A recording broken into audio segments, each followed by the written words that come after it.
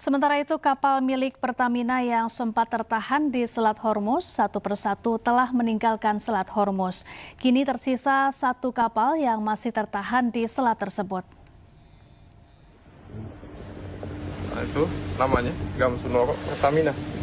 Dan begitupun dengan kapal-kapal yang lain. Kapal Gamsunoro milik Pertamina berhasil melintasi Selat Hormuz. Kapal-kapal tipe tanker. Dan keberhasilan ini menjadi kabar menggembirakan di tengah gejolak harga minyak dunia akibat penutupan Selat Hormuz. Ini Gamsunoro, tapi kalau Pertamina Pride belum buat cek lagi di mana. Berdasarkan informasi sementara, seluruh kapal Gamsunoro dalam keadaan sehat. Meski satu kapal berhasil melintas, namun kapal Pertamina Pride masih tertahan dan menunggu izin melintas. Rencana pelayaran menuju Kilang Cilacap juga masih tertunda. Posisi saat ini kayaknya belum ada tanda-tanda. Untuk Pride sampai dengan saat ini kami sedang berproses untuk perizinannya. Dan saat ini karena Selat Hormuz sudah memanas kembali, sehingga pelaksanaan kargo dari Pride masih tertunda, dan nanti apabila sudah melintas benar itu adalah untuk Pemirsa, 8 hari terkubur di bawah reruntuhan bangunan, seorang pria di Venezuela akhirnya berhasil dievakuasi dalam keadaan hidup.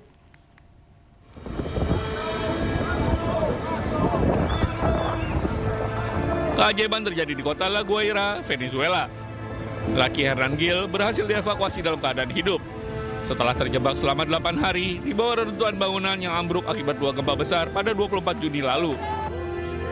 Saat gempa menguncang, Laki sedang bekerja di sebuah ruangan kecil berbahan beton di area basement tempat parkir di samping pusat perbelanjaan Galerias Playa Grande. Operasi penyelamatan berlangsung selama lebih dari 72 jam.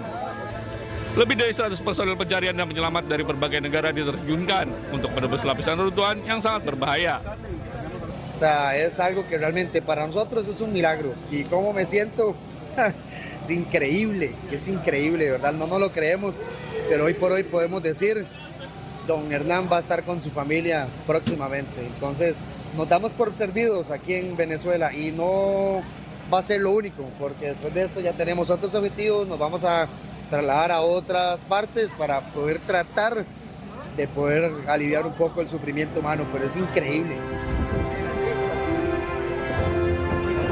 Setelah dievakuasi, Laki langsung dibawa ke pusat layanan kesehatan untuk mendapatkan perawatan medis secara intensif.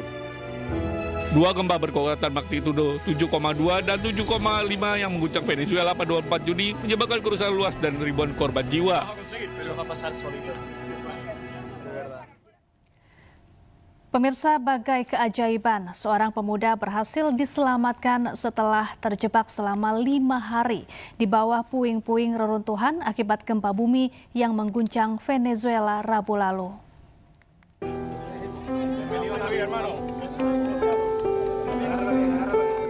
Seorang pemuda berusia 21 tahun bernama Aaron Levi Cantilo Vargas berhasil diselamatkan hidup-hidup setelah terjebak selama 5 hari di bawah runtuhan bangunan yang roboh akibat gempa bumi yang menguncang negara bagian La Guaira, Venezuela pada 24 Juni lalu. Korban berhasil dikeluarkan dari gedung OPP 25 di sektor Tanah Guarena oleh tim penyelamat gabungan dari El Salvador, Meksiko, dan Venezuela. Karena sulitnya proses evakuasi, tim medis harus memberikan cairan kepada Vargas, sementara tim berusaha menjangkaunya. Setelah berhari-hari proses evakuasi, Vargas diselamatkan dan dibawa ke rumah sakit untuk menerima perawatan medis. Vargas menceritakan bahwa ia adalah satu-satunya yang selamat dari gedung itu. Ia mengucapkan terima kasih kepada tim darurat yang telah mengevakuasinya dan Presiden Nayib Bukele yang telah membiayai perawatannya. Korban juga terus mengucap syukur kepada Tuhan atas keajaiban yang terjadi sehingga ia bisa selamat dari maut. Gracias, de verdad, vuelvo y repito, gracias por todo. Yo no merezco esto, pero creo que Dios utiliza influencias como la de usted para que todo esto se pueda cumplir. Menurut data hari Senin, jumlah korban tewas akibat gempa bumi telah mencapai 1.719 orang dan 5.000 orang terluka. Sementara jumlah total orang yang terdampak telah meningkat menjadi lebih dari 15.000 di seluruh negeri.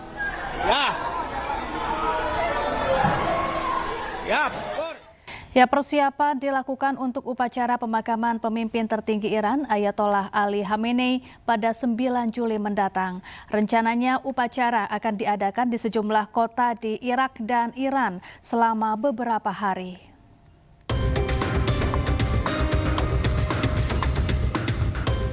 Persiapan sedang berlangsung untuk pemakaman mendiang pemimpin tertinggi Iran Ayatollah Ali Khamenei.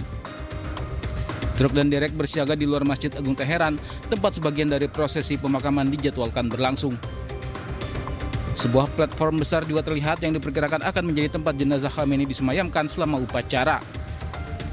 Upacara nantinya akan digelar di sejumlah kota di Iran dan Irak selama beberapa hari. Ali Akbar Purjamsidian selaku Wamendagri Iran sekaligus Sekretaris Upacara Pemakaman Publik Pemimpin Tertinggi Iran mengungkapkan rencana untuk memindahkan jenazah pemimpin tertinggi Iran ke Irak sebagai bagian dari serangkaian proses pemakaman kenegaraan. Setelahnya jenazah akan dikembalikan untuk dimakamkan di makam Imam Reza di Masjid Iran yang dijadwalkan pada 8 Juli mendatang. روز 17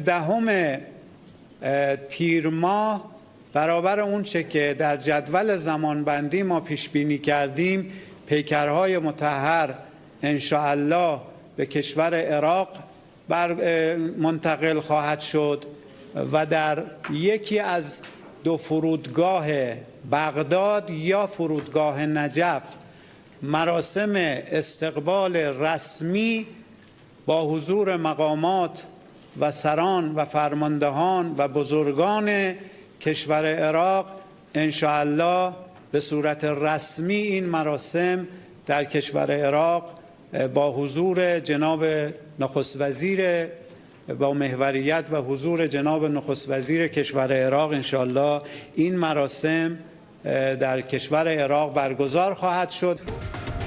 Ayatollah Khamenei meninggal saat awal-awal pertempuran Iran dengan Amerika Serikat dan Israel. Putranya Mojtaba Khamenei ditunjuk sebagai penggantinya. Setelah pertempuran berbulan-bulan, Iran dan Amerika menyepakati nota kesepahaman dengan diberi waktu 60 hari untuk kesepakatan akhir. Pemirsa, ribuan warga memadati reruntuhan Masjid Imam Khomeini Husainiyah di Teheran, Iran untuk memberikan penghormatan terakhir kepada mendiang pemimpin tertinggi Iran Ali Khamenei. Ya Hussein. Ribuan warga bersorak-sorai saat peti jenazah Ali Khamenei diarak selama upacara perpisahan.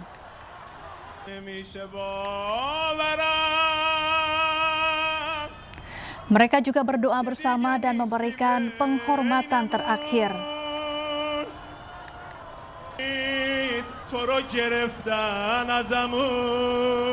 Upacara jelang pemakaman Ali Khamenei resmi dimulai pada 4 Juli lalu. Sementara prosesi pemakaman akan dilakukan pada 9 Juli mendatang.